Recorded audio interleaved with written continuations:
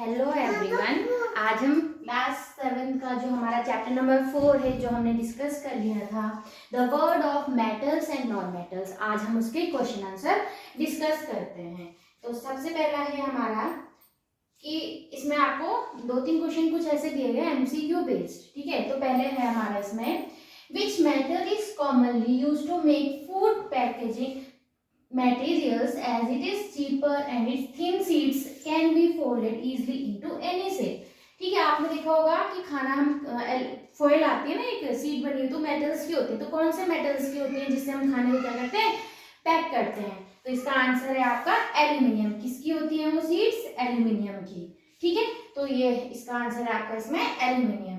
Next है आपका इसमें कि which of the following metal catches fire when it comes in contact with water.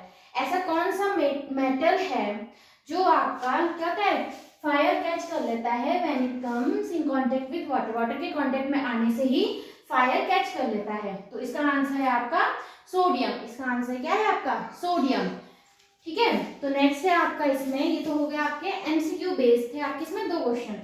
Now the third one is true and false. ठीक है, तो आपको क्या करना है, आप कुछ यहाँ पे आपको स्टेटमेंट्स गिवन है, आपको क्या करना है, उन स्टेटमेंट्स में बताना है कि ट्रू है या फॉल्स है, और साथ ही साथ आपको ये बताना है उसके साथ में कि आपने ट्रू और फॉल्स दिया है, उसका आपको क्या देना है, रीजन बताना है।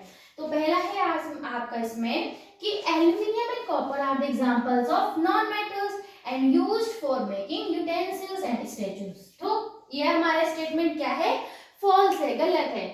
सबसे पहली बात तो जो इसमें एल्यूमिनियम और कॉपर की बात कही गई है, उन बता रहा है कि नॉन मेटल्स हैं, ठीक है, लेकिन ये क्या होते हैं, aluminium and copper are metals. ये क्या होते हैं, आपके मेटल्स होते हैं। These are the example of metals. तो यहीं पर ही हमारा क्या हो गया, ये फॉल्स हो गया। तो इसलिए ये क्या है आपका स्टेटमेंट, फॉल्स है।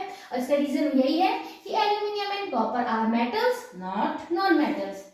बोथ आर मेटल्स, ना कि नॉन मेटल्स। ठीक है, now the next one is, second one is कि metals form oxide when combined with oxygen। ठीक है, metals जब आपके ऑक्सीजन के साथ में कंबाइन कर रहे हैं तो क्या फॉर्म कर रहे हैं, ऑक्साइड्स फॉर्म कर रहे हैं। ठीक है, metals form oxide।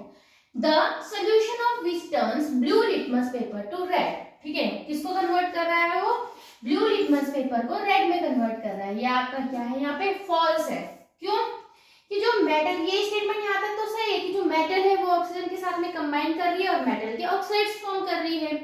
तो जो मेटल के जो ऑक्साइड्स होते हैं, these are generally basic in nature. उनका नेचर कैसा होता है, बेसिक होता है।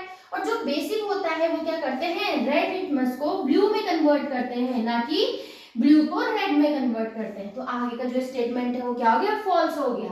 तो metals oxides are generally basic in nature, their solution turns red litmus paper to blue, not blue litmus to red। ठीक है, ये आपने अच्छे से पढ़ा है, अच्छे से समझा हुआ है।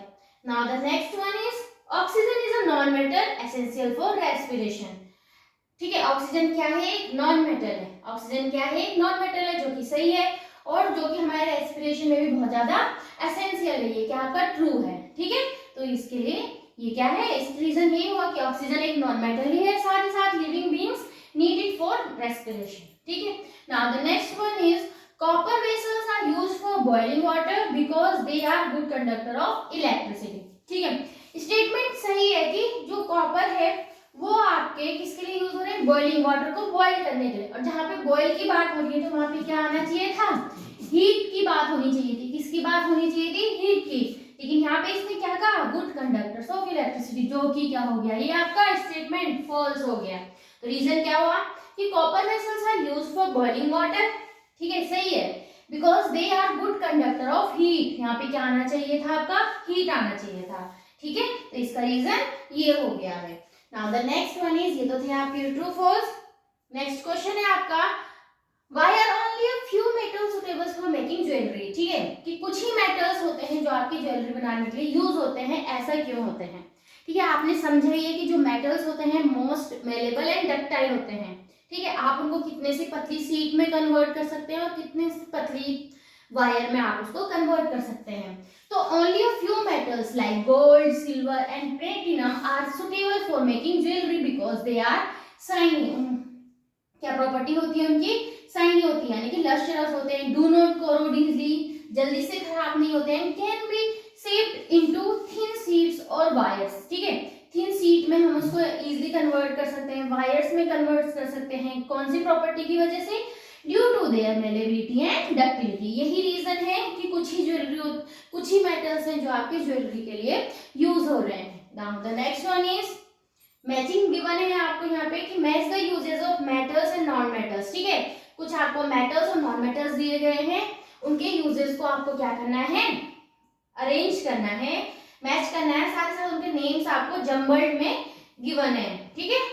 तो यूज इन इलेक्ट्रिकल वायरिंग, ठीक है, पहला है आपका used in electrical wiring. Electrical wiring के लिए क्या यूज होगा आपका, ठीक है, वायर होती है ना और ऊपर से प्लास्टिक का कवर होता है, तो जो अंदर की जो वायर होती है मेनली किसकी बनी होती है, कॉपर की, किसकी होती है वो, कॉपर की। तो पहले का आंसर हो गया आपका कॉपर, ठीक है, ये हो गया आपका फर्स्ट का।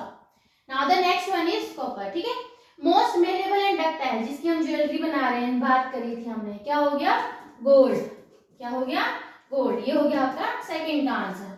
Now the third one is living organism can not survive without it. आपने क्वेश्चन में भी पढ़ा था कि एक नॉन मेटल है जो कि आपका रेस्पिरेशन के लिए बहुत ज्यादा इंपॉर्टेंट है, वो हो गया आपका ऑक्सीजन, क्या हो गया, ऑक्सीजन, ठीक है, ऑक्सीजन, ये हो गया आपका थर्ड का answer. Now the next one is plants grow healthy when fertilisers containing it and are added to the soil. इसका आंसर आपको सामने ही गिवन है, नाइट्रोजन, ठीक है, नाइट्रोजन, ये हो गया आपका फोर्थ का। एंड लास्ट वाला है use in water purification. Water purification में आपका यूज होता है क्लोरीन, क्या यूज होता है, क्लोरीन, ठीक है, ये आपका फिफ्थ का आंसर हो गया, ठीक है। तो यहाँ पे आपको कुछ metals and non metals given थे, उनके यूजेस दिए थे, उस बेसिस पे आपने क्या करना था, यहाँ पे मैच करना था। तो ये हो गया आपका। Now the next one is what happens when oxygen react with magnesium, ठीक है, क्या होता है जब ऑक्सीजन आपका मैग्नीशियम के साथ में रिएक्ट करेगा और सल्फर के साथ में रिएक्ट करेगा। What are the main difference in the nature of the product form. आपको बताना है कि जब आपका ऑक्सीजन है वो एक बार मैग्नीशियम के साथ में, यानी कि मैग्नीशियम क्या है, यहाँ पे आपका मेटल है, मैग्नीशियम क्या है, एक मेटल है, और सल्फर के साथ में, यानी कि सल्फर क्या है, नॉन मेटल है, दोनों के साथ में आपको अलग अलग इसकी रिएक्शन देखनी है। तो what are the main differences in the nature of the product form, जब ये रिएक्ट हो रहे हैं, उनके जो प्रोडक्ट फॉर्म हो रहे हैं, उन दोनों के बीच में क्या डिफरेंसेस है। सबसे पहले when oxygen react with magnesium, जब ऑक्सीजन मैग्नीशियम के साथ में रिएक्ट करता है, दे फॉर्म, ठीक है, मैग्नीशियम ऑक्साइड, क्या बना देगा, मैग्नीशियम ऑक्साइड। तो मैग्नीशियम है एक metal, Burns in oxygen with a bright white flame निकलती है and forms magnesium oxide, Mg और शॉर्टकट में MgO, ठीक है, मैग्नीशियम ऑक्साइड फॉर्म करता है।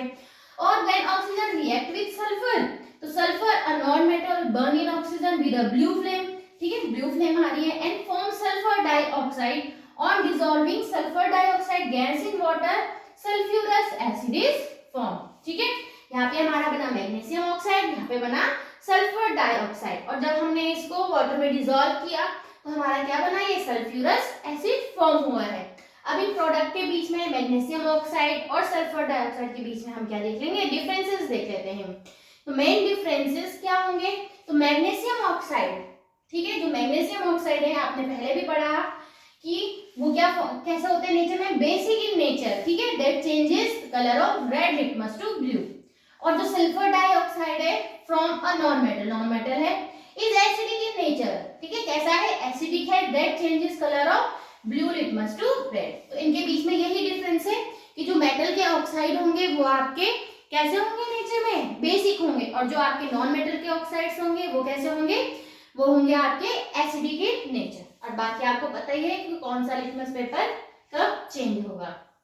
Complete the following flow chart, ठीक है, यहाँ पे आपको एक फ्लो चार्ट दिया गया है, इसको आपको क्या करना है, कंप्लीट करना है। तो सबसे पहले यहाँ पे गिवन है आपको कि एयर, ठीक है, एयर है, हीट है, ठीक है, एयर है, ऑक्सीजन ले रहे हैं, हीट है, एस मिल रहा है, ठीक है, राख होती है जो, ठीक है, तो इसको किसके साथ में, मैग्नीशियम रिबन, ये आपने नोट्स में जब आपने पढ़ा था तब भी था, ठीक है, मैग्नीशियम रिबन को जब हमने एयर में हीट किया, एयर की प्रेजेंस में हीट किया तो हमें एक एस मिला, जिसे जब हमने वाटर में डिसॉल्व किया हमें मिला मैग्नीशियम हाइड्रोक्साइड। क्या मिला? Magnesium hydroxide. ठीक है, हाइड्रोक्साइड। तो जो मैग्नीशियम हाइड्रोक्साइड है सोल्यूशन मिला, वाटर में करा ना डिसॉल्व, तो मैग्नीशियम हाइड्रोक्साइड का सोल्यूशन मिला। अब क्या करना है, अब हमें देखना है कि इसका जो नेचर है वो कैसा है। तो हमने क्या करा, add blue and red litmus solution separately. ठीक है, एक में आपने क्या करा, ब्लू लिटमस पेपर ऐड कर दिया, ठीक है, और एक में आपने क्या करा, रेड लिटमस पेपर यूज ले लिया। ठीक है, तो जो आपका changes in blue litmus solution, ठीक है, ब्लू लिटमस सोल्यूशन में नो चेंज, क्या हुआ यहाँ पे, कोई भी चेंज नहीं हुआ। बट जो आपका रेड लिटमस था, red litmus will be converted into blue, ये किस में कन्वर्ट हो जाएगा, ब्लू में कन्वर्ट हो गया। इसका मतलब जो ये इसका जो नेचर है वो कैसा है, बेसिक इन नेचर है। ठीक है, ये हो गया, समझ आया इतना। Now the next is you are provided with the following materials. आपको यहाँ पे कुछ मटेरियल आपको दिए गए हैं, आपको बताना है कि एक पैन बनाने के लिए मोस्ट सुटेबल कौन सा है फॉर बॉइलिंग वाटर। ठीक है, वाटर को बॉईल करने के लिए किस मटेरियल का यूज करें हम पैन बनाने के लिए। तो आपको यहाँ पे गिवन है आयरन, ठीक है, iron, copper, sulphur, coal, plastic, wood and cardboard. तो इसमें से सबसे पहले तो देख लो जो यूज नहीं होने हैं। आपको पता है सल्फर नहीं होगा, ठीक है, नो, कोल भी नहीं होगा, प्लास्टिक भी नहीं होगा, जल जाएगा, वुड भी नहीं होगा, जल जाएगा, कार्डबोर्ड भी नहीं होगा। तो ऐसे कौन कौन से एग्जांपल है यहाँ पे, एक तो कॉपर है और एक आयरन है, और इनमें से भी सबसे अच्छा कौन सा है फॉर बॉइलिंग वाटर। ठीक है, तो कॉपर सबसे अच्छा है यहाँ पे, कॉपर। तो copper is the most suitable material for making a pan to boil water. Water को बॉइल करने के लिए कॉपर सबसे अच्छा एग्जाम्पल है, because it is the excellent conductor of heat. आपने ट्रू फॉल्स में भी पढ़ा था, अभी समझा था ना कि good conductor of heat, strong है एंड ड्यूरेबल है। ठीक है, इसके बाद नेक्स्ट पहले नंबर पर ये और दूसरे नंबर पे आयरन को भी हम यूज कर सकते हैं। Iron can also be used but materials like sulphur, coal, plastic, wood and cardboard are unsuitable as they burn, melt, or too weak. ठीक है, ये क्या होंगे, इजिली बर्न हो जाएंगे, मेल्ट हो जाएंगे और बहुत ज्यादा क्या है, ये वीक है, जिसके लिए हम इसको बॉइलिंग वाटर के पर्पस के लिए यूज नहीं कर सकते हैं। इतना समझ आया? ठीक है। Now the next one is you are provided with 3 iron nails. आपको 3 iron nails given है। ठीक है, आपको 3 iron nails given है। ठीक है, 1 2 3। ठीक है, और जिनको क्या करा है, एक को ऑयल में डिप करा है, ठीक है, एक को वाटर में डिप करा है और एक को विनेगर में डिप करा है। ठीक है, तो आपको बताना है which iron nail will not rust and why. इसमें से आपको बताना है कि कौन सी ऐसी आयरन नेल है जिसमें रस्ट नहीं लगेगी और क्यों। तो इसमें देखो वाटर के साथ में, तो वाटर है तो वो एयर को इसके साथ में कंबाइन करवा देगा, विनेगर में भी हो जाएगा। बट जो हमारा ऑयल है, ठीक है, तो iron nail dipped in oil will not rust. In oil the nail is covered with a protective layer. Oil की वजह से क्या है, इसमें प्रोटेक्टिव लेयर बन चुकी है।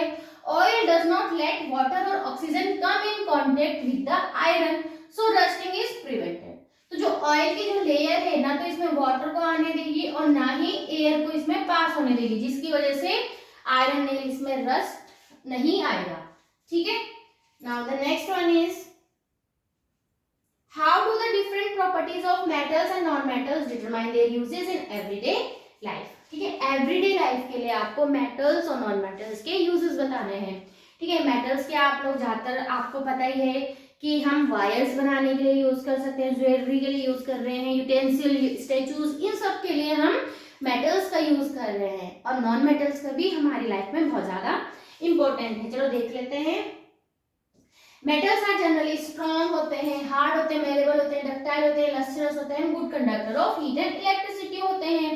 सो they are used for making utensils, wires, machinery, vehicles, coins, jewellery and construction materials. इतने सारे चीजों के लिए हम इनका यूज कर रहे हैं। जो नॉन मेटल्स होते हैं, नॉन मेटल्स कैसे होते हैं, सॉफ्ट होते हैं, ब्रिटल होते हैं, पुअर कंडक्टर होते हैं, often light in weight, weight भी उनका क्या होता है, कम होता है। But many are essential in life process, ठीक है, लेकिन फिर भी हमारी लाइफ प्रोसेस के लिए बहुत ज्यादा क्या है, इंपॉर्टेंट है। जैसे कि ऑक्सीजन का एग्जांपल आपने पढ़ा था, oxygen supports breathing, carbon is used in fuels, sulphur is used in medicines, phosphorus is used in fertilisers and chlorine is water purification, आपने एग्जांपल में पढ़े थे, ठीक है, ये हो गया। Now the next one is one of the method of protecting iron from getting rusted is to put a thin coating of zinc metal cover it. Since sulfur does not react with water, can it be used for this purpose? Justify your answer. जैसे iron है उसके ऊपर अगर हम क्या कर दें, ठीक है, एक हम लेयर पुट कर देते हैं जिंक मेटल के, जिसकी वजह से क्या होता है, उसमें कोई भी रस्ट नहीं लगता है। क्या हम उसमें सल्फर यूज कर सकते हैं जिंक की जगह? तो no, sulphur can not be use for protecting iron from rusting, ठीक है, सल्फर हम यूज नहीं कर सकते हैं आयरन को रस्ट से बचाने के लिए। This is because sulphur is a non metal and brittle, so it can not B form a hard protective layer on iron. एक तो ये नॉन मेटल है, साथ ही साथ ब्रिटल है, जिसकी वजह से ये प्रोटेक्टिव लेयर फॉर्म नहीं कर सकता है। Also unlike zinc, sulphur does not stop iron from reacting with air and moisture, ठीक है, एयर और मॉइस्चर को रिएक्ट करने से नहीं रोक सकता है। Zinc is better because it cover the iron and also protect it even if the layer get scratch, ठीक है, अगर उसकी स्क्रैच भी आ जाए उसमें तो भी वो उसको क्या कर सकता है, प्रोटेक्ट कर सकता है। सल्फर का यूज नहीं हो सकता है, ठीक है, जैसे हमारा जिंक वर्क कर रहा है वैसे सल्फर नहीं करेगा। Now the next one is an iron smith heats iron before making tools, ठीक है, जो आयरन स्मिथ है वो क्या कर रहा है, टूल्स बनाने के लिए पहले क्या कर रहा है, उसको क्या कर रहा है, हीट कर रहा है आयरन को। Why is heating necessary in this process, ठीक है, आपको ज्यादातर पता है अगर जो मेटल्स है वो हार्ड है, ठीक है, अगर उसको बीट कर दिया ऐसी तो इजीली ब्रेक हो जाएगा और किसी भी शेप में इजीली कन्वर्ट नहीं होगा। तो क्या करता है, इन iron Smith heats iron before making tools because on heating, ठीक है, हीट कर रहा है क्योंकि iron become soft and flexible, ऐसा करने से जो आयरन है वो सॉफ्ट हो जाएगा, फ्लेक्सिबल हो जाएगा। In this state it can be easily hammered and shaped into the required tool, ठीक है, जब वो सॉफ्ट बन जाएगा, फ्लेक्सिबल बन जाएगा तो वो अपने टूल की हेल्प से उसको किसी भी दूसरे रिक्वायर्ड टूल्स में कन्वर्ट कर सकता है। If iron is not heated it is very hard and can not B shaped easily, ठीक है, तो समझ आया। तो यहाँ पे हमने जो क्लास 7 का जो चैप्टर नंबर 4 है the world of metals and non metals, उसके जो हमारे एनसीईआरटी जो क्वेश्चन आंसर है वो हमने आज इसमें डिस्कस करे हैं। तो आज के लिए इतना ही, बाकी हम नेक्स्ट चैप्टर हम इसमें समझेंगे। Thank you. तो हमारा चैप्टर था the world of metals and non metals. Thank you.